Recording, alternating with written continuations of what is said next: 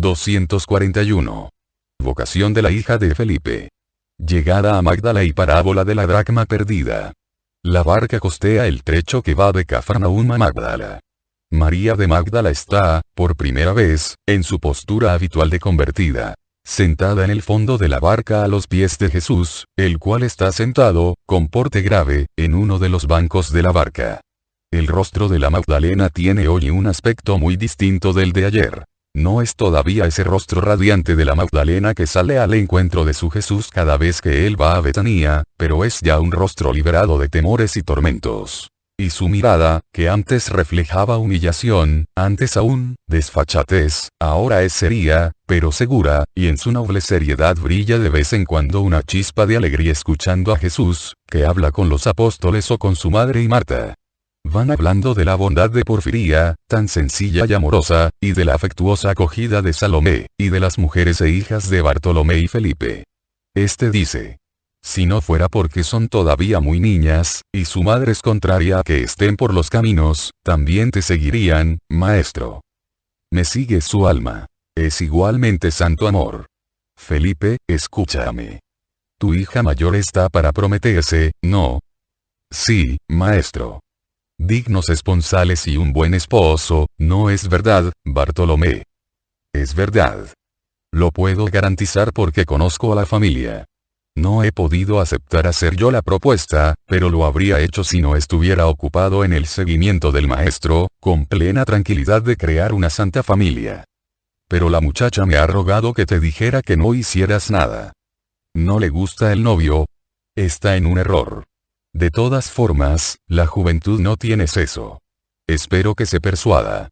No hay razón para rechazar a un excelente esposo. A menos que, no es posible. Dice Felipe. A menos que. Termina, Felipe, incita a Jesús. A menos que ame a otro. Pero eso no es posible. No sale nunca de casa y en casa vive muy retirada. No es posible. Felipe, hay amadores que penetran hasta en las casas más cerradas y saben hablar a sus amadas a pesar de todas las barreras y vigilancias. Derriban cualquier obstáculo, viudez o juventud bien custodiadas, u otros, y las consiguen. Hay amadores que no pueden ser rechazados, porque su anhelo es impositivo, porque vencen seductoramente toda posible resistencia, hasta la del mismo diablo. Pues bien, tu hija ama a uno de estos, y además al más poderoso. ¿Y quién es? Uno de la corte de Herodes. Eso no es poder. Uno de la casa del procónsul. Un patricio romano. No lo permitiré de ninguna manera. La sangre pura de Israel no tendrá contacto con la impura. Aunque tuviera que matar a mi hija. No sonrías, maestro, que yo sufro. Porque estás como un caballo encabritado. Ves sombras donde solo hay luz. Tranquilízate, hombre.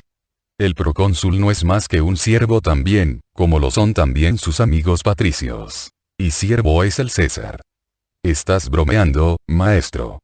Querías meterme miedo. Nadie hay mayor que César, ni con más autoridad que él. ¿Y yo, Felipe? Tú quieres casarte con mi hija. No. Con su alma. Soy yo el amante que penetra en las casas más cerradas y en los corazones, más cerrados aún. Con un sinfín de llaves. Soy yo el que sabe hablar a pesar de todas las barreras y vigilancias, el que abate todo obstáculo y toma lo que anhela. Puros o pecadores, vírgenes o viudos, de vicios libres o esclavos. Doy a todos ellos un alma única y nueva, regenerada, beatificada, eternamente joven. Son mis esponsales. Y nadie puede negarme mis dulces presas. Ni el padre, ni la madre, ni los hijos, ni siquiera Satanás. Sea que hable al alma de una joven como tu hija, sea que se trate de un pecador envuelto en el pecado y encadenado por Satanás con 7 cadenas, el alma viene a mí. Y nada ni nadie me las arrebatará. No hay riqueza, ni poder, ni alegría del mundo, que comunique esa leticia perfecta, propia de quienes se desposan con mi pobreza, con mi mortificación. Despojados de todo pobre bien. Vestidos de todo bien celeste. Jubilosos, con esa beatitud de ser de Dios, solo de Dios, son los señores de la tierra y del cielo. De la primera, porque la dominan. Del segundo, porque lo conquistan. Nunca ha sido así en nuestra ley. Exclama Bartolomé. Despójate del hombre viejo, Natanael. La primera vez que te vi te saludé definiéndote perfecto israelita sin engaño. Pero ahora eres de Cristo, no de Israel. Sélo sin engaño y sin ataduras. Revístete de esta nueva mentalidad. Si no, habrá muchas bellezas de la redención que he venido a traer a toda la humanidad que no podrás entender. Felipe interviene diciendo. ¿Y dices que has llamado a mi hija? ¿Y ahora qué hará? Yo ciertamente no me voy a oponer, pero quisiera saber, incluso para ayudarla, en qué consiste su llamada, en llevar a las azucenas de amor virginal al jardín de Cristo. Habrá muchas en los siglos futuros. Muchas. Macizos de incienso para contrapesar las centinas de vicios.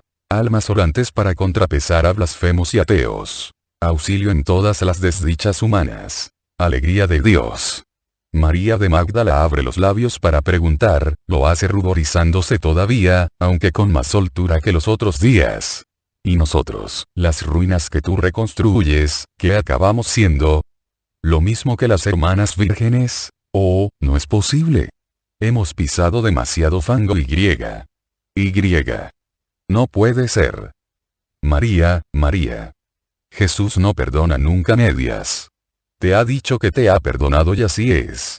Tú, y todos los que como tú han pecado y han sido perdonados por mi amor, que con vosotros se desposa, perfumaréis, oraréis, amaréis, consolaréis, siendo conscientes ya del mal y aptos para curarlo donde se encuentra, siendo almas mártires ante los ojos de Dios, y amadas, por tanto, como las vírgenes. ¿Mártires? ¿En qué, maestro? Contra vosotras mismas y los recuerdos del pasado, y por sed de amor y expiación. ¿Lo debo creer? La Magdalena mira a todos los que están en la barca, pidiendo confirmación a la esperanza que se enciende en ella. Pregúntaselo a Simón. Una noche estrellada, en tu jardín, hablé de ti y de vosotros pecadores en general. Todos tus hermanos te pueden decir si mi palabra no cantó los prodigios de la misericordia y la inversión respecto a todos los redimidos. Me lo ha expresado también el niño, con voz de ángel. He vuelto con el alma confortada después de su lección. Por él te he conocido mejor aún que por mi hermana, tanto que hoy me sentía más fuerte de afrontar el regreso a Magdala. Y, ahora que me dices esto, siento crecer mi fortaleza. He dado escándalo al mundo, pero te juro, mi Señor, que ahora el mundo al mirarme comprenderá tu poder. Jesús deposita un momento la mano sobre su cabeza, mientras María Santísima le sonríe como ella sabe hacer, paradisíacamente. Ya se ve Magdala, que se extiende en el borde del lago. De frente, el sol naciente. A sus espaldas, la montaña de Arbela, que la protege del viento, y el estrecho valle peñascoso y agreste, por el que desemboca un pequeño torrente en el lago, que se adentra hacia el occidente, con sus paredes rocosas a pico, llenas de una belleza seductora y severa. Maestro. Grita Juan desde la otra barca, ahí está el valle de nuestro retiro, y se ilumina su rostro como si se hubiera encendido un sol en su interior. Nuestro valle. Sí, lo has reconocido bien. No se puede no recordar los lugares en que se ha conocido a Dios, responde Juan. Entonces yo recordaré siempre este lago, porque aquí te he conocido. ¿Sabes, Marta, que aquí vi al maestro una mañana? Sí, y por poco si no nos vamos todos al fondo, nosotros y vosotros. Mujer, créeme, tus remadores no valían un comino, dice Pedro, que está haciendo la maniobra para tomar tierra. No valían nada ni los remadores ni quienes con ellos iban, pero de todas formas fue el primer encuentro y eso vale mucho. Luego te vi en el monte, luego en Magdala, luego en Cafarnaúm, muchos encuentros, muchas cadenas rotas, pero Cafarnaúm ha sido el lugar más hermoso porque allí me has liberado. Pon en pie en tierra. Ya han bajado los de la otra barca. Entran en la ciudad. La curiosidad simple o no simple de los habitantes de Magdala debe ser como una tortura para la Magdalena. Pero ella la soporta heroicamente, siguiendo al Maestro, que va delante, en medio de todos sus apóstoles, mientras que las tres mujeres van detrás de ellos. El cuchicheo es fuerte. No falta la ironía.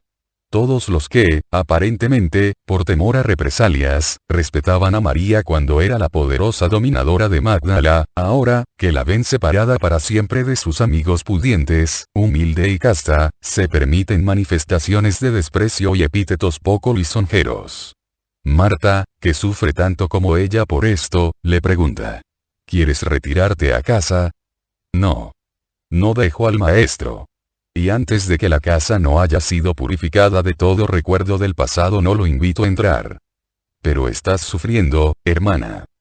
Me lo he merecido. Y la verdad es que debes sufrir. El sudor que aljofara su rostro y el rubor que la cubre, incluso en el cuello, no se deben solo al calor. Cruzan toda Magdala y van a los barrios pobres, a la casa en que se detuvieron la otra vez. La mujer se queda de piedra cuando alza la cabeza del lavadero para ver quién la saluda y se encuentra de frente a Jesús y a la bien conocida señora de Magdala, y ve que ésta ya no tiene apariencia pomposa, ni va cargada de joyas, sino que tiene la cabeza cubierta con un velo ligero de lino, y lleva un vestido de color brusela, de cuello cerrado, estrecho, se ve claramente que no es suyo, a pesar del trabajo realizado para transformarlo, y va envuelta en un tupido manto que con ese calor debe ser un suplicio. ¿Me permites estar en tu casa y hablar desde aquí a los que me siguen? O sea, a toda Magdala, porque toda la población se ha ido agregando al grupo apostólico. ¿Me lo preguntas, Señor? Pero si mi casa es tuya. La mujer se pone en movimiento para traer sillas y bancos para las mujeres y los apóstoles. Cuando pasa delante de la Magdalena hace una reverencia de esclava. Pasa a ti, hermana, responde esta. La sorpresa de la mujer es tal que deja caer el pequeño banco que tenía cogido. Pero guarda silencio. De todas formas, esta reacción me hace pensar que María trataba a sus súbditos en forma más bien soberbia. Y se queda ya completamente pasmada cuando oye que le pregunta cómo están sus hijos, dónde están, y si la pesca ha sido abundante. Están bien, en la escuela o con mi madre. Solo el pequeño está aquí, durmiendo en la cuna. La pesca es buena. Mi marido te llevará el diezmo, ya no es el caso. Úsalo para tus niños. ¿Me dejas ver al pequeñín? Ven, la gente se ha ido aglomerando en la calle. Jesús empieza a hablar. Una mujer tenía 10 dracmas en su bolsa. Pero, con un movimiento, la bolsa cayó de su pecho, se abrió y las monedas rodaron por el suelo.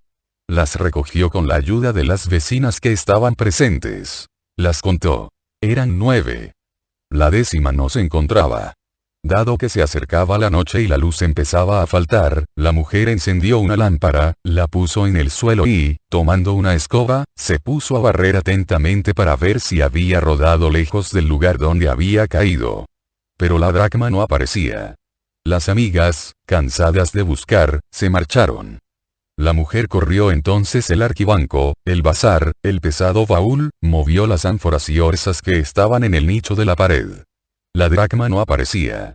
Entonces se puso a gatas y buscó en el montón de la barredura que estaba puesto contra la puerta de la casa, para ver si la dracma había rodado afuera y se había mezclado con los desperdicios de las verduras.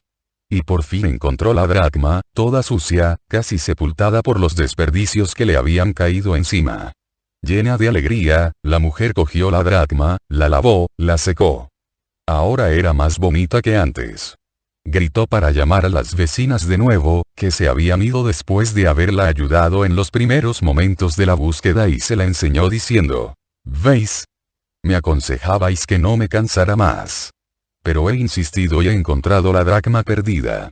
Alegraos, pues, conmigo, que no he perdido ninguno de mis bienes. Pues vuestro maestro, y con él sus apóstoles, hace como la mujer de la parábola. Sabe que un movimiento puede hacer que caiga al suelo un tesoro. Toda alma es un tesoro. Y Satanás, envidioso de Dios, provoca los falsos movimientos para que caigan las pobres almas. Hay quien en la caída se queda junto a la bolsa, o sea, se aleja poco de la ley de Dios que recoge las almas en la salvaguardia de los mandamientos. Hay quien se aleja más, o sea, se aleja más de Dios y de su ley. En fin, hay quien va rodando hasta caer en la barredura, en la inmundicia, en el barro, y ahí acabaría pereciendo, ardiendo en el fuego eterno, de la misma forma que la basura se quema en los lugares apropiados. El maestro lo sabe y busca incansable las monedas perdidas. Las busca por todas partes, con amor. Son sus tesoros. Y no se cansan ni nace ascos de nada. Antes al contrario, hurga, remueve, barre, hasta que encuentra. Una vez que ha encontrado, lava con su perdón al alma hallada, y convoca a los amigos, todo el paraíso y todos los buenos de la tierra, y dice: Alegraos conmigo porque he encontrado lo que se había perdido, y es más hermoso que antes porque mi perdón lo hace nuevo. En verdad os digo que hay gran regocijo en el cielo y exultan los ángeles de Dios y los buenos de la tierra por un pecador que se convierte. En verdad os digo que no hay cosa más hermosa que las lágrimas del arrepentimiento. En verdad os digo que los únicos que ni saben ni pueden exultar por esta conversión, que es un triunfo de Dios, son los demonios. Y también os digo que el modo en que un hombre acoge la conversión de un pecador es medida de su bondad y unión con Dios. La paz sea con vosotros. La gente comprende la lección y mira a la Magdalena, que se había sentado en la puerta con el lactante en sus brazos, quizás para cubrir su azoramiento, y se van marchando lentamente, de forma que quedan solo la dueña de la casuca y la madre, que había venido con los niños. Falta Benjamín, porque está todavía en la escuela. 242. Jesús habla sobre la verdad al romano Crispo, el único que lo escucha de Tiberíades. Cuando la barca se detiene en el pequeño puerto de Tiberíades, algunos ociosos que estaban paseando cerca del modesto espigón se acercan enseguida para ver quién ha llegado. Hay personas de todas las condiciones sociales y nacionalidades. Por eso, las largas vestiduras hebreas de los más variados colores, las melenas y las barbas majestuosas de los israelitas se mezclan con los indumentos de lana cándida, más cortos y sin mangas, y con los rostros rasurados y cabelleras cortas de los robustos romanos. Y también con los vestidos aún más cortos que cubren los cuerpos esbeltos y afeminados de los griegos, que parece hubieran asimilado hasta en las poses el arte de su lejana nación. Son como estatuas de dioses que hubieran bajado a la tierra en cuerpos de hombres. Envueltos en esponjosas túnicas, rostros clásicos bajo melenas ensortijadas y perfumadas, brazos cargados de pulseras que destellan al ejecutar estudiados ademanes. Entremezcladas con estos dos últimos géneros de personas, hay muchas mujeres públicas, porque ni los romanos ni los helenos vacilan en mostrar a sus amores en las plazas y caminos. Los palestinos, sin embargo, se abstienen de esto, aunque luego, dentro de sus casas, practiquen alegremente el amor libre con mujeres públicas, se ve claramente porque las cortesanas, a pesar de las miradas amenazadoras de los interpelados, llaman familiarmente por el nombre a no pocos hebreos, entre los que no falta un engalanado fariseo. Jesús se dirige hacia la ciudad, y precisamente hacia el lugar en que la gente más elegante concurre más. La gente elegante, o sea, por lo general, romanos y griegos y algún que otro cortesano de Herodes, y otros, también pocos, que creo que son ricos mercantes de la costa fenicia, hacia la parte de Sidón y Tiro, porque están hablando de esas ciudades y de comercios y barcos. Los pórticos exteriores de las termas están llenos de esta gente elegante y ociosa, que pierde así su tiempo discutiendo de temas muy banales, como el discóbolo favorito o el atleta más ágil y armónico de la lucha grecorromana. O simplemente están de palique, hablando de modas y banquetes, y conciertan citas para alegres excursiones invitando a las más hermosas cortesanas o a las damas que salen perfumadas y enrisadas de las termas o de sus residencias para fluir a este centro de Tiberíades, marmóreo, artístico como un salón. Naturalmente, el paso del grupo suscita curiosidad intensa, que se hace incluso morbosa cuando hay quien reconoce a Jesús, porque lo había visto en Cesarea, y quien reconoce a la Magdalena, a pesar de que camine toda arrebozada en su manto y con el velo blanco muy caído sobre la frente y la cara, de modo que, tan velada y, además, con la cabeza baja, muy poco de su rostro se ve. Es el nazareno que curó a la hija de Valeria, dice un romano. Me gustaría ver un milagro, le responde otro romano. Yo querría oírle hablar. Dicen que es un gran filósofo. Le decimos que hable, propone un griego. No te entrometas, Teodato. Predica nubes.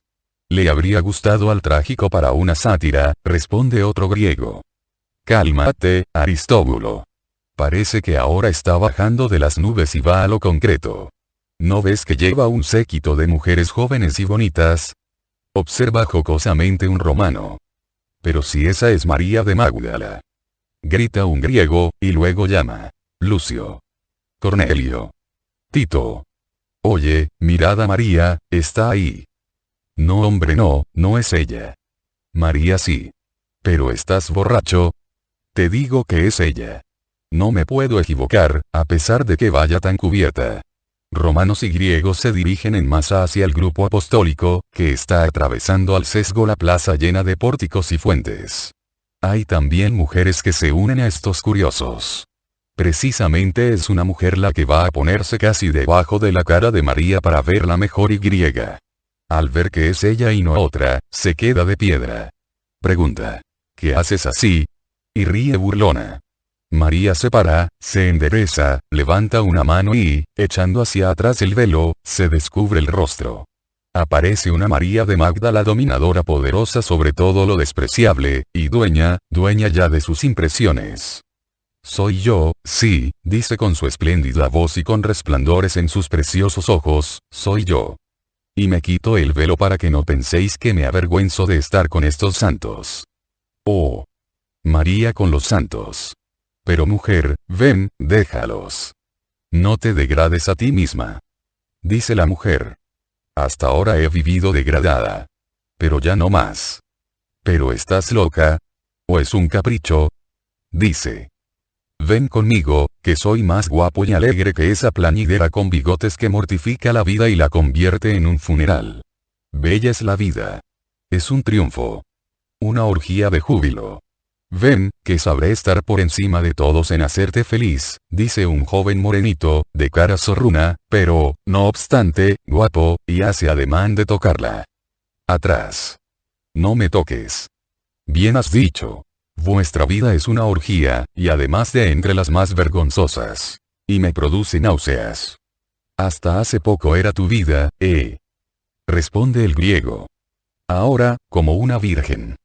Dice un herodiano con una risita maliciosa. Tú desacreditas a los santos. Tu nazareno va a perder la aureola contigo. Ven con nosotros, insiste un romano. Venid vosotros a seguirlo conmigo. Dejad de ser animales y haceos al menos hombres. La respuesta es un coro de risotadas y burlas. Solo un anciano romano dice. Respetad a esa mujer. Es libre para hacer lo que quiera. Yo la defiendo. El demagogo. Mira lo que dice. ¿Te ha sentado mal el vino de ayer por la noche? Pregunta un joven. No, lo que pasa es que está hipocondríaco porque le duele la espalda, le responde otro. Ve donde el nazareno a que te la rasque. Voy a que me rasque el fango que se me ha pegado por estar con vosotros, responde el anciano. Oh, Crispo se ha pervertido a los 60 años. Dicen muchos riéndose y haciendo un círculo en torno a él. Mas el hombre al que han llamado Crispo no se preocupa de que se burlen de él y se echa a andar detrás de la Magdalena, la cual llega donde el maestro, que se ha puesto a la sombra de un edificio bellísimo dispuesto en forma de excedra en dos lados de una plaza. Y Jesús ya está batallando con un escriba que le está recriminando el hecho de su presencia en Tiberíades, y griega. Con esa compañía. ¿Y tú? ¿Por qué estás aquí? Esto respecto al hecho de estar en Tiberíades. Te digo, además, que en Tiberíades también hay almas a las que salvar, y más que en otros lugares, le responde Jesús. No se les puede salvar. Son gentiles, paganos, pecadores. He venido para los pecadores. Para dar a conocer al Dios verdadero. A todos. También para ti he venido. No necesito maestros ni redentores. Soy puro y docto. Si al menos lo fueras como para conocer tu estado. Y tú como para saber cuánto te comprometes con la compañía de una meretriz. Te perdono. También en su nombre. Ella, humilde, anula su pecado. Tú, por tu soberbia, doblas tus culpas. No tengo culpas. Tienes la culpa capital. No tienes amor. El escriba dice. Raca. Y se vuelve. Por mi culpa, maestro. Dice la Magdalena. Y, al ver la palidez de María Virgen, gime. Perdóname. Hago que insulten a tu hijo. ¿Me retiraré? No. Tú te quedas donde estás. Lo quiero, dice Jesús con voz incisiva y con un centelleo tal en los ojos, un no sé qué de dominio en toda su persona, que le hace casi irresistible a la mirada. Y luego, más suavemente. Tú te quedas donde estás, y si alguno no te soporta a su lado será él, solo él, quien se marchará. Y Jesús reanuda el paso en dirección a la parte occidental de la ciudad. Maestro. Llama el romano corpulento y entrado ya en años que ha defendido a la Magdalena. Jesús se vuelve. Te llaman maestro. Yo también te llamo así. Deseaba oírte hablar. Soy medio filósofo, medio hombre de mundo. Quizás puedas hacer de mí un hombre honesto. Jesús lo mira fijamente y dice. Dejo la ciudad en que reina la bajeza de la animalidad humana, la ciudad de que es soberana la burla. Y reanuda su camino. El hombre va detrás, sudando y con dificultad porque el paso de Jesús es ligero y él es gordo y ya mayor y grabado también por los vicios. Pedro, que se ha vuelto, advierte a Jesús. Déjalo que camine. No te preocupes de él. Después de un poco es Judas Iscariote el que dice. Pero ese hombre nos viene siguiendo. No está bien. ¿Por qué? ¿Por piedad o por otro motivo? ¿Piedad de él? No. Porque a más distancia nos sigue el escriba de antes con otros judíos. Déjalos. Pero hubiera sido mejor haber tenido piedad de él y no de ti. De ti, maestro. No. De ti, Judas. Sé franco en comprender tus sentimientos y en confesarlos. Yo la verdad es que siento piedad también por el viejo. Seguir tu paso es fatigoso, ¿sabes? Dice Pedro sudando. Ir tras la perfección siempre es fatigoso, Simón. El hombre los sigue incansable, tratando de estar cerca de las mujeres, aunque no les dirige nunca la palabra. La Magdalena llora silenciosamente bajo su velo. No llores, María, la consuela la Virgen tomándola de la mano, después el mundo te respetará. Los primeros días son los más penosos. Oh, no es por mí. Es por él. Si le procurase algún mal, yo no me lo perdonaría. ¿Has oído lo que ha dicho el escriba? Lo comprometo. Pobre hija. ¿No sabes que estas palabras silban como serpientes alrededor de Jesús desde cuando todavía no pensabas venir a él? Me ha dicho Simón que ya desde el año pasado lo acusaban de esto, porque curó a una leprosa que había sido pecadora, vista en el momento del milagro y nunca más, y más mayor que yo, que soy su madre. ¿No sabes que tuvo que huir de agua especiosa porque una desdichada hermana tuya había ido allí para redimirse? No teniendo pecado, ¿cómo crees que lo pueden acusar? Con embustes. ¿Dónde los pueden encontrar? En su misión entre los hombres. Esgrimen la buena acción como prueba de pecado. Cualquier cosa que hiciera mi hijo para ellos sería siempre pecado. Si se clausurase en una vida eremítica, sería culpable de desatender al pueblo de Dios. Desciende a vivir en medio de su pueblo y es culpable de hacerlo. Para ellos siempre es culpable. ¿Entonces son odiosamente malos? No. Están obstinadamente cerrados a la luz. Él, mi Jesús, es el eterno incomprendido. Y siempre, y cada vez más, lo será. ¿Y no padeces por ello? Te veo muy serena. Calla. Es como si mi corazón estuviera envuelto en espinas incandescentes. Cada vez que respiro sufro sus pinchazos. Pero que no lo sepa. Me muestro así para sostenerlo con mi serenidad. Si no lo conforta su mamá, ¿dónde podrá hallar alivio mi Jesús? ¿En qué pecho podrá reclinar su cabeza sin que lo hieran o calumnien por hacerlo? Bien justo es, pues, que, pasando por encima de las espinas que ya me laceran el corazón y de las lágrimas que bebo en las horas de soledad, deposite un suave manto de amor, ponga una sonrisa, cueste lo que cueste, para tranquilizarlo más hasta cuando la ola del odio sea tal, que ya nada le sirva, ni siquiera el amor de su mamá. María tiene 2 surcos de llanto en su pálido rostro. Es como si mi corazón estuviera envuelto en espinas incandescentes. en una larga nota autógrafa, que ocupa las 4 caras de un folio doblado e introducido en este lugar de la copia mecanografiada, María Valtorta, entre otras cosas, explica que, de la misma forma que es verdad que María, por ser inmaculada, había debido quedar exenta del dolor, así como quedó exenta de la corrupción de la muerte, es también verdad que, como corredentora debió padecer, en su corazón y espíritu inmaculados, cuanto su Hijo padeció en la carne, en el corazón y espíritu santísimos. Es más, precisamente por la plenitud que había en ella de todos los dones divinos, comprendió que sus privilegiadas y únicas condiciones de Inmaculada y de Madre de Dios le habían sido concedidas en previsión de la pasión del Redentor, y que, por tanto, esta especialísima condición suya de gloria, segunda solo respecto a la infinita gloria de Dios, le había sido dada a precio del sacrificio del Hijo de Dios y suyo, del derramamiento total de esa sangre divina y de la inmolación de esa carne divina que se habían formado en su seno virginal, con su sangre virginal, y que habían sido nutridos con su leche. También el conocer esto era causa de dolor. Un dolor que se fundía con el gozo, tan vasto y profundo como el dolor. Y no solo eso, sino que, también por la plenitud que había en ella de los dones divinos, María conoció anticipadamente o contemporáneamente e intelectivamente todo el complejo sufrimiento de su Hijo. Sobre su alma de Inmaculada, llena de la luz de Dios, se proyectó siempre la sombra dolorosa de la cruz y de todas las luchas y obstáculos que precederían a la pasión y afligirían su Jesús. Las 2 hermanas la miran conmovidas. Pero nos tiene a nosotras, que lo queremos. Y a los apóstoles, dice Marta para consolarla. Os tiene a vosotras, sí. Tiene a los apóstoles, todavía muy por debajo de su misión, y mi dolor es más fuerte aún porque sé que él no ignora nada, entonces sabrá también que yo lo quiero obedecer hasta el holocausto si es necesario. Pregunta la Magdalena. Lo sabe. Eres una gran alegría en su duro camino. Oh, madre. Y la Magdalena toma la mano de María y la besa con visible afecto. Tiberíades termina en las huertas del arrabal. Más allá está el camino polvoriento que conduce a Caná, entre huertos de árboles frutales por un lado y, por el otro lado, una serie de prados y campos agostados por el verano. Jesús se adentra en uno de los huertos. Se detiene bajo la sombra de los túpidos árboles. Llegan las mujeres y luego el jadeante romano, que realmente ya no puede más.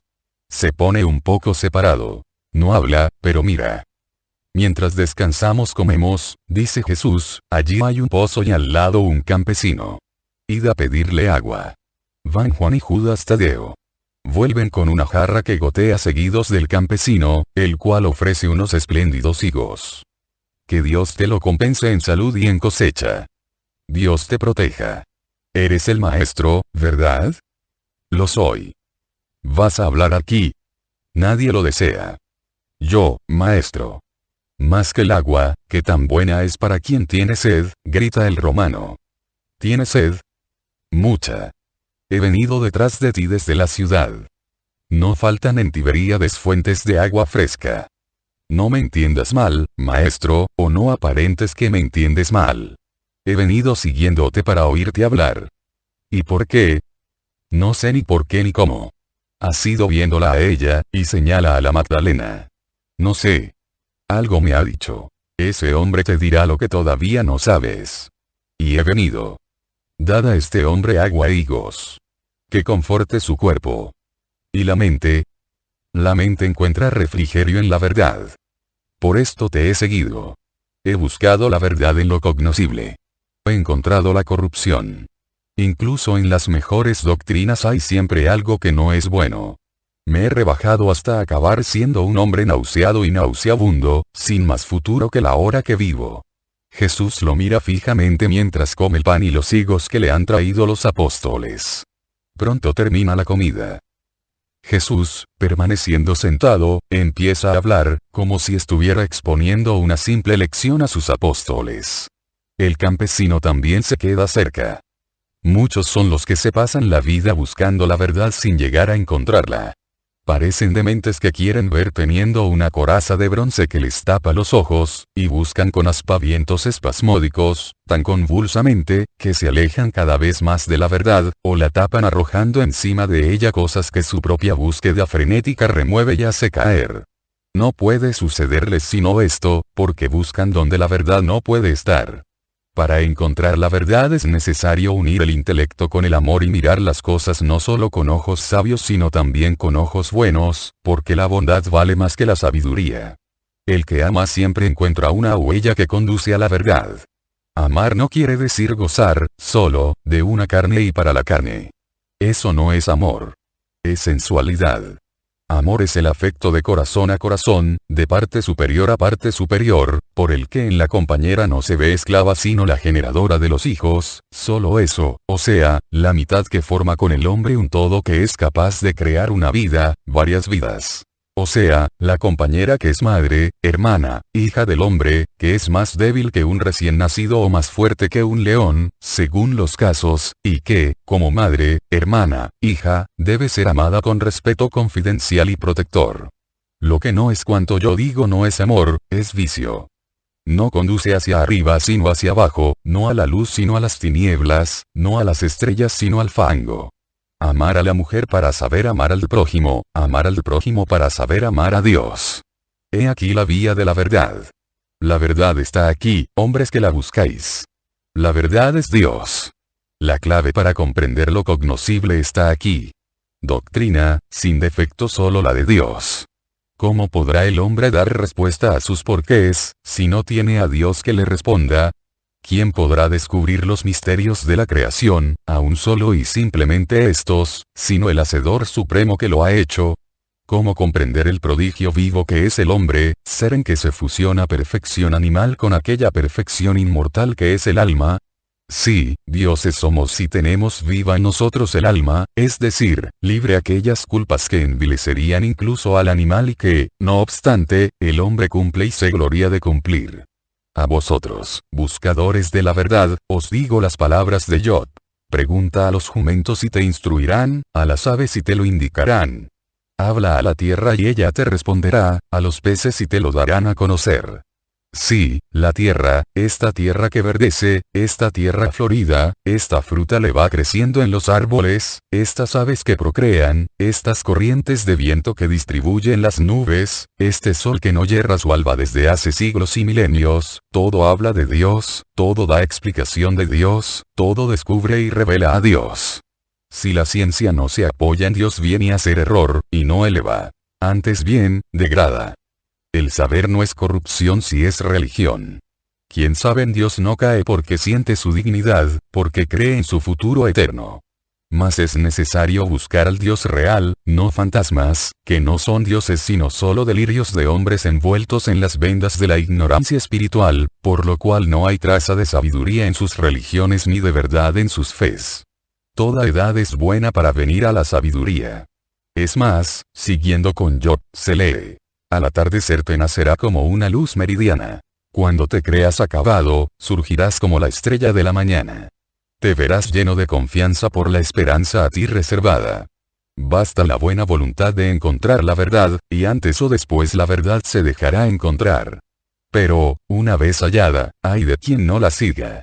Imitando a los obstinados de Israel, los cuales, teniendo ya en su mano el hilo conductor para encontrar a Dios, todas las cosas que de mí afirma el libro, no quieren someterse a la verdad, y la odian, acumulando en su intelecto y en su corazón los cúmulos del odio y las fórmulas, y no saben que la tierra, a causa del excesivo peso, se abrirá bajo su paso, que se cree victorioso cuando en realidad no es sino un paso de esclavo de los legalismos, del rencor, de los egoísmos, y se los tragará y caerán al lugar de los culpables conscientes de un paganismo que es más culpable que el que algunos pueblos se han dado a sí mismos para tener una religión con que conducirse. Yo, de la misma forma que no rechazo al hijo de Israel que se arrepiente, no rechazo tampoco a estos idólatras que creen en aquello que les fue propuesto para que lo creyeran, y que, dentro, en su interior, gimen. Dadnos la verdad. He dicho. Ahora descansemos en esta hierba, si este hombre lo permite. Al atardecer iremos a Caná. Señor, te dejo. Esta misma noche me iré de Tiberíades, pues no quiero profanar la ciencia que me has dado. Dejo esta tierra. Me retiraré con mi siervo a las costas de Lucanía. Tengo allá una casa. Mucho es lo que me has dado. Comprendo que más no puedes darle al viejo epicúreo. Pero con lo que me has dado ya tengo como para reconstruir un pensamiento. Y. Pide a tu Dios por el viejo Crispo, el único de Tiberíades que te escuchó. Ruega porque antes del desfiladero de Libitina pueda volver a escucharte, y, con la capacidad que espero poder crear en mí sobre la base de tus palabras, comprenderte mejor y comprender mejor la verdad. Adiós, maestro. Y hace un saludo a la romana. Pero luego, al pasar junto a las mujeres, que están sentadas un poco aparte, se inclina ante María de Magdala y le dice: Gracias, María. Fue un bien el conocerte. A tu viejo compañero de festines le has dado el tesoro que buscaba. Si llego a donde tú ya estás, será gracias a ti. Adiós. Y se marcha. La Magdalena se cruza las manos sobre su corazón con expresión asombrada y radiante. Luego, de rodillas, se arrastra hasta donde Jesús. Oh. Señor. Señor. Entonces es verdad que puedo conducir otros al bien.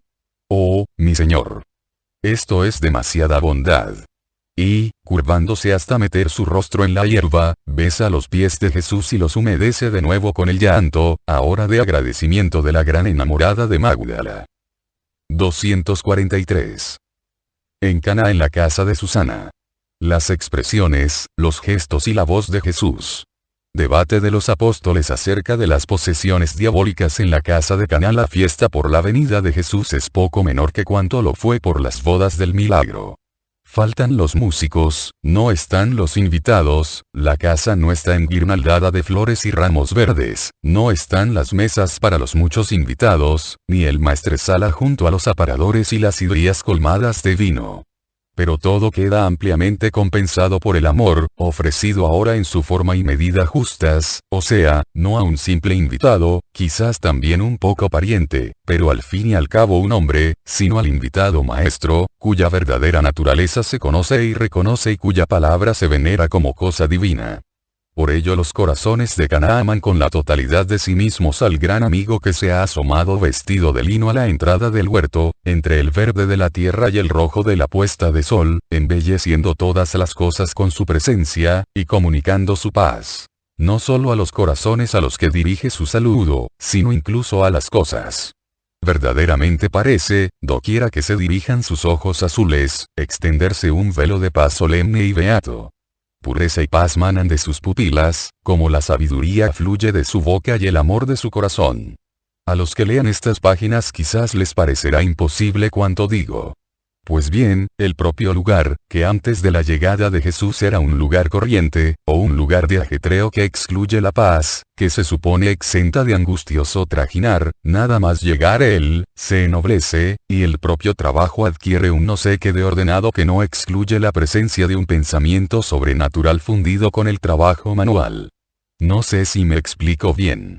Jesús no se muestra desabrido nunca, ni siquiera en los momentos más desagradables por algún hecho que le haya sucedido. Se le ve, por el contrario, siempre majestuosamente digno, y comunica esta dignidad sobrenatural al lugar en que se mueve. Jesús no se muestra nunca jocoso, riéndose a mandíbula batiente, ni siquiera en los momentos de mayor alegría. Tampoco quejumbroso, con expresión hipocondríaca, ni siquiera en los momentos de mayor desconsuelo. Su sonrisa es inimitable. Ningún pintor podrá jamás representarla. Parece una luz que emanara de su corazón, luz radiante en las horas de mayor alegría por alguna alma que se redime o alguna otra que se acerca más a la perfección. Es una sonrisa que yo diría rósea, cuando aprueba las acciones espontáneas de sus amigos o discípulos y goza de su presencia. Una sonrisa, siguiendo en los colores azul, angélica, cuando se inclina hacia los niños para escucharlos, adoctrinarlos o bendecirlos. Modelada de piedad cuando observa alguna miseria de la carne o del espíritu. En fin, divina cuando habla del padre o de su madre, o mira y escucha a esta madre purísima. No puedo decir que lo haya visto hipocondríaco ni siquiera en los momentos más angustiosos.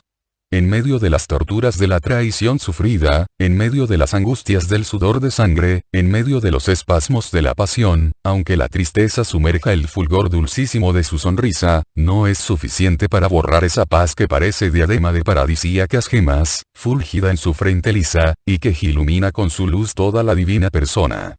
De la misma forma, no puedo decir que lo haya visto alguna vez entregarse a alegrías desmedidas. No contrario a una franca carcajada si el caso lo requiere, vuelve enseguida a su honorable serenidad. Y cuando ríe rejuvenece prodigiosamente hasta asumir un rostro de joven de 20 años, y el mundo parece también rejuvenecer por su hermosa risa, franca, sonora, entonada. Igualmente, no puedo decir que lo haya visto hacer las cosas apresuradamente. Sea que hable, sea que se mueva, lo hace siempre con sosiego, si bien nunca es lento ni actúa con desgana. Quizás sea porque, siendo alto, puede dar pasos largos sin tener por ello que correr para recorrer mucho camino, de la misma forma que puede alcanzar con facilidad objetos distantes sin tener necesidad para ello de levantarse. Lo cierto es que hasta en su modo de moverse es señorial y majestuoso. ¿Y la voz? Va a ser 2 años que lo oigo hablar, y, no obstante, algunas veces casi pierdo el hilo de lo que dice, de tanto como me abismo en el estudio de su voz. Y el buen Jesús, paciente, repite lo que ha dicho y me mira con su sonrisa de maestro bueno, para no hacer que en los dictados resulten mutilaciones debidas a mi dicha de escuchar su voz, deleitarme en ella y estudiar su tono y hechizo. Pero, después de 2 años, todavía no sé decir con exactitud qué tono tiene. Excluyó en términos absolutos el tono de bajo, como también el de tenor ligero. Pero me queda siempre la duda de si se trata de una potente voz de tenor o de la voz de un perfecto barítono de gama vocal amplísima. Yo diría que es esto último, porque su voz adquiere a veces notas broncíneas, casi apagadas de tan profundas como son, especialmente cuando habla de tú a tú con un pecador para restablecerlo en la gracia, o señala las desviaciones humanas a las turbas. Mientras que, cuando se trata de analizar y poner en el índice las cosas prohibidas y descubrir las hipocresías, el bronce se hace más claro. Y, cuando impone la verdad y su voluntad, se hace cortante como impacto de un rayo. Adquiere canto de lámina de oro golpeada con martillo de cristal, cuando se eleva para celebrar la misericordia o para exaltar las obras de Dios. O envuelve de amor este timbre cuando habla con su madre o de su madre, verdaderamente esta voz suya entonces queda envuelta en amor reverencial de hijo, y de Dios cantando las alabanzas de su obra mejor. Este tono, si bien menos marcado, es el que usa para hablar a sus predilectos, a los convertidos o a los niños. Y no cansa nunca, ni siquiera en su más largo discurso, porque es una voz que reviste y completa el pensamiento y la palabra, poniendo de relieve su potencia o su dulzura, según las necesidades. Y algunas veces me quedo con la pluma en la mano, escuchando, y luego vuelvo al pensamiento cuando vaya demasiado adelantado, imposible de ser aferrado, y ahí me quedo, hasta que el buen Jesús lo repite, como hace cuando me interrumpen, para enseñarme a soportar pacientemente las cosas o personas molestas. Ahora, en Caná, está agradeciéndole a Susana la hospitalidad prestada a Aglaé. Están aparte, bajo una tupida parra cargada de racimos de uva que ya está en verano. Mientras, los demás comen algo en la amplia cocina. Esa mujer era muy buena, maestro. No nos fue, de ninguna manera, gravosa. Quería ayudarme siempre en la colada, en la limpieza de la casa para la Pascua, como si fuera una doméstica. Y te puedo decir con conocimiento de causa que trabajó como una esclava para ayudarme a terminar los vestidos pascuales. Era prudente y se retiraba siempre cuando venía alguna persona. Incluso con mi marido trataba de no estar. Hablaba poco en presencia de la familia. Comía poco. Se levantaba antes del alba para estar ya aseada cuando se despertaran los hombres. Yo encontraba siempre el fuego encendido y barrida la casa. Pero, cuando estábamos solas me preguntaba acerca de ti, y me pedía que le enseñase los salmos de nuestra religión. Decía, para saber orar como lo hace el maestro. Ahora ha terminado de penar. Porque sufría mucho. De todo tenía miedo y mucho suspiraba y lloraba. ¿Es feliz ahora? Sí. Sobrenaturalmente feliz. Libre de sus miedos. En paz. Te agradezco una vez más el bien que le has hecho. Oh, mi señor. ¡Qué bien! No le di sino amor en tu nombre, porque no sé hacer otra cosa. Era una pobre hermana. Yo esto lo comprendía. La amé por gratitud hacia el Altísimo, que me ha tenido en su gracia. Has hecho más que si hubieras predicado en el Bel Midrash. Ahora tienes aquí a otra. ¿La has reconocido? ¿Quién no la conoce por esta región? Nadie, es verdad. Pero todavía no conocéis, ni vosotros ni la región, a la segunda María, la que será siempre de su vocación. Siempre. Te ruego que lo creas. Tú lo dices. Tú sabes. Yo creo. Di también. Yo amo. Sé que es más difícil sentir compasión de uno que ha faltado y perdonarlo cuando es de los nuestros, que no si es uno que tiene la disculpa de ser pagano. De todas formas, si el dolor de ver apostasías familiares fue fuerte, sean más fuertes la compasión y el perdón. Yo he perdonado por todo Israel, termina Jesús, remarcando las palabras. Yo también perdonaré por mi parte, pues creo que un discípulo debe hacer lo que hace su maestro. Estás en la verdad y Dios exulta por ello. Vamos con los otros. Muere la tarde. Dulce será el descanso en el silencio de la noche. ¿No nos vas a decir nada, maestro? No lo sé todavía. Entran en la cocina, donde ya están preparadas comida y bebida para la cena que pronto tendrá lugar. Susana entra más y, no sin un ligero rubor en su rostro juvenil, dice. ¿Quieren mis hermanas venir conmigo a la habitación de arriba? Tenemos que preparar pronto las mesas porque luego tenemos que colocar los lechos para los hombres. Podría hacerlo sola, pero emplearía más tiempo. Voy también yo, Susana, dice la Virgen. No. Somos suficientes nosotras. Además servirá para conocernos, porque el trabajo hermana. Salen juntas mientras Jesús, después de beber agua aderezada no sé qué jarabe, va a sentarse con su madre, con los apóstoles y los hombres de la casa, al fresco de la pérgola, dejando así libres a las domésticas y la señora para ultimar las viandas. Proveniente de la habitación de arriba, se oye la voz de las 3 discípulas que están preparando las mesas. Susana está contando el milagro que tuvo lugar en su boda. María de Magdala responde. Transformar el agua en vino es grande, pero transformar a una pecadora en discípula es más grande aún. Quiera Dios que yo haga como aquel vino. Ser del mejor. No lo dudes. Él transforma todo de forma perfecta. Aquí estuvo una, que además era pagana, que había sido convertida por él en el sentimiento y en la fe.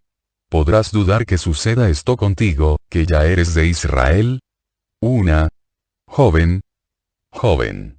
Guapísima. ¿Y dónde está ahora? Pregunta Marta. Lo sabe solo el maestro. Ah, entonces es aquella de que te hablé. Lázaro había ido en aquel atardecer a ver a Jesús y oyó las palabras que se dijeron por ella. ¿Qué perfume había en la habitación?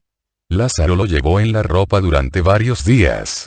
Pues bien, Jesús dijo que era superior el corazón de la convertida con su perfume de arrepentimiento. ¿Quién sabe a dónde habrá ido? Creo que a vivir en soledad, ella en soledad, y era extranjera. Yo aquí, y me conocen bien. Su expiación en la soledad, la mía viviendo en medio del mundo que me conoce. No envidio su suerte, porque estoy con el maestro, pero espero poderla imitar un día para no tener nada que me distraiga de él. ¿Serías capaz de dejarlo? No. Pero él dice que se marcha. Mi espíritu entonces lo seguirá. Con él puedo desafiar al mundo. Sin él tendría miedo del mundo. Abriré el desierto entre mí y el mundo. ¿Y yo y Lázaro? ¿Qué hacemos? Como antes en el tiempo del dolor. Os amaréis y me amaréis. Y sin tener que avergonzaros. Porque entonces estaréis solos, pero sabiendo que estoy con el Señor y que en el Señor os amo.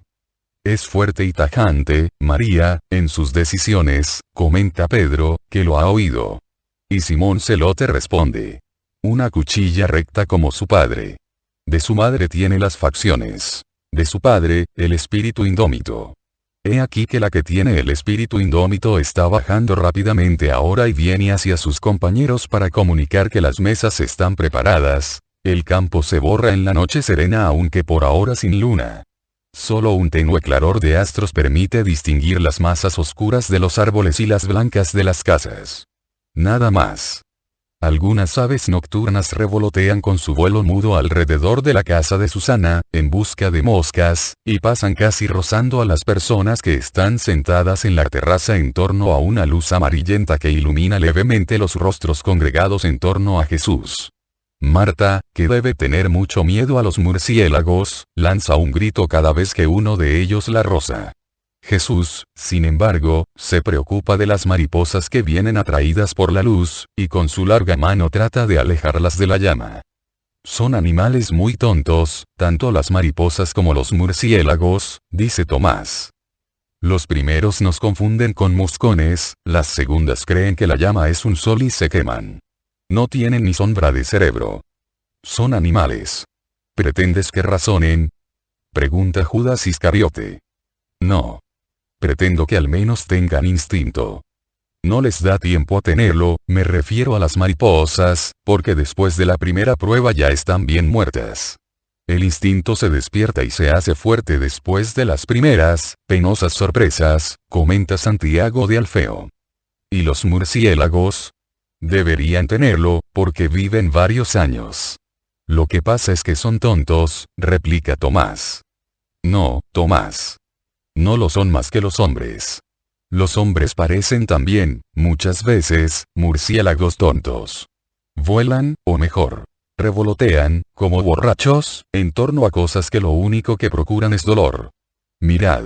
Mi hermano, con una buena sacudida del manto, ha echado a tierra uno.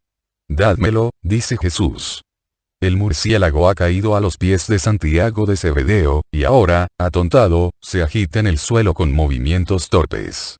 Santiago lo coge con 2 dedos por una de las alas membranosas y, teniéndole suspendido como si fuera un pingajo sucio, lo deposita en el regazo de Jesús. Aquí tenemos al imprudente. Vamos a ver lo que hace. Se recuperará, pero no se corregirá. Un rescate singular, maestro. Yo lo mataría del todo, dice Judas Iscariote. No. ¿Por qué? También él tiene una vida y la quiere conservar, le responde Jesús. No creo. O no sabe que la tiene o no le preocupa conservarla. La pone en peligro. Oh, Judas.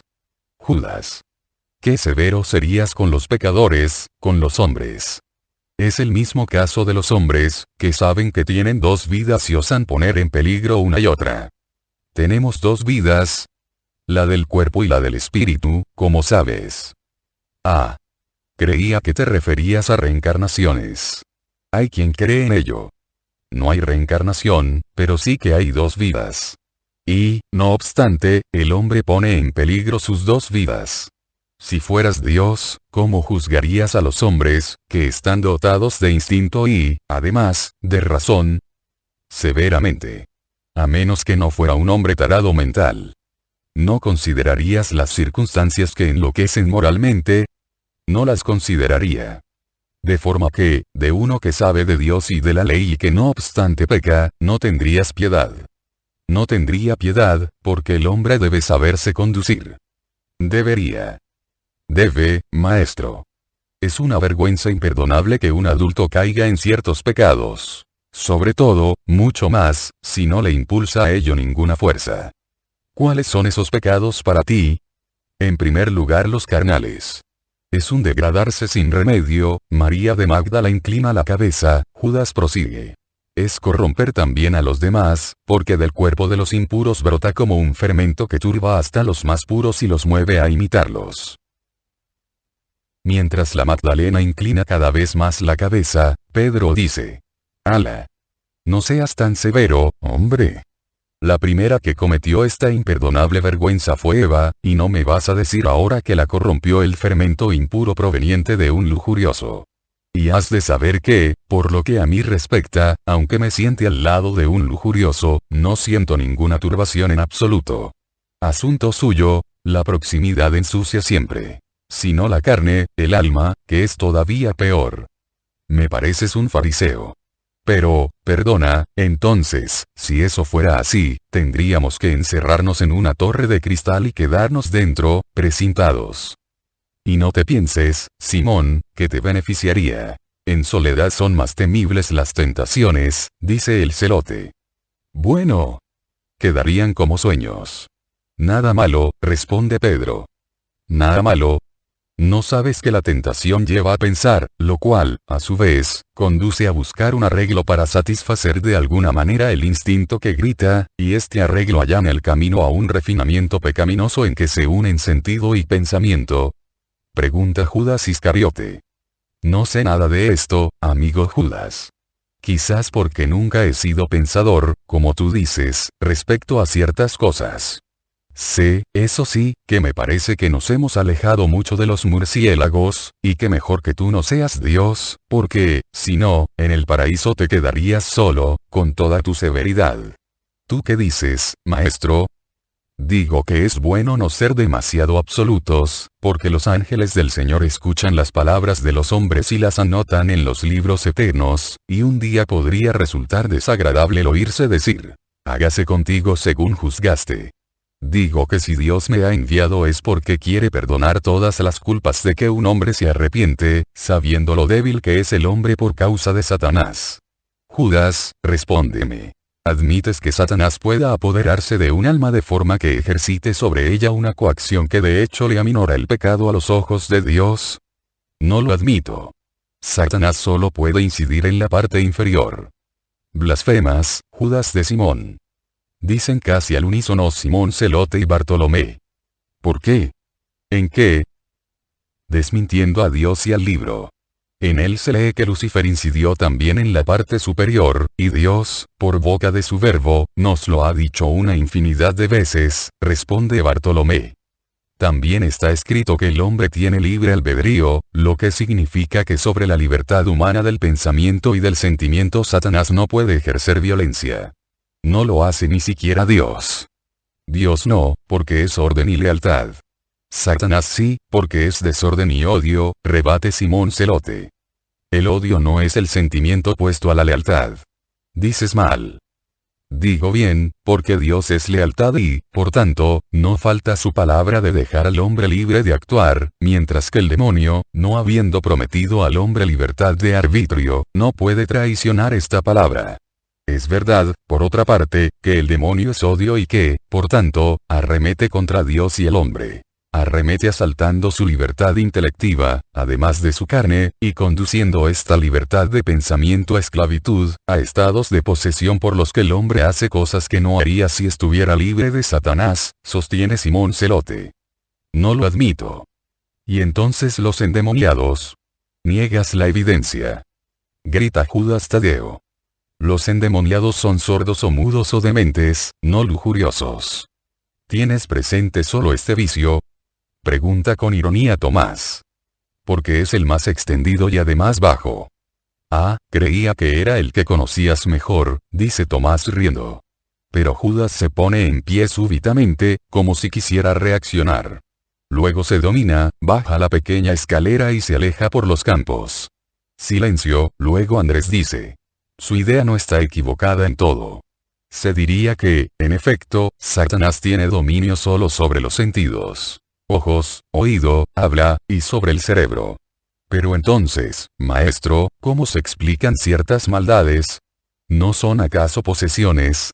Un Doras, por ejemplo, un Doras, como tú dices para no faltar a la caridad a nadie, que Dios te premie por ello, o una María, como todos, ella la primera, pensamos, después de las claras y anticaritativas alusiones de Judas, son los poseídos más completamente por Satanás, que extiende su poder a los 3 grados del hombre.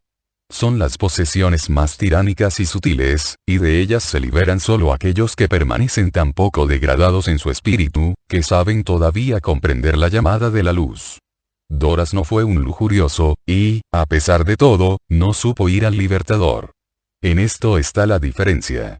Que, mientras que en el caso de los lunáticos, mudos, sordos o ciegos por obra demoníaca son los familiares los que se preocupan de conducirlos a mí, en el caso de estos, poseídos en su espíritu, solo es su espíritu el que se ocupa de buscar la libertad.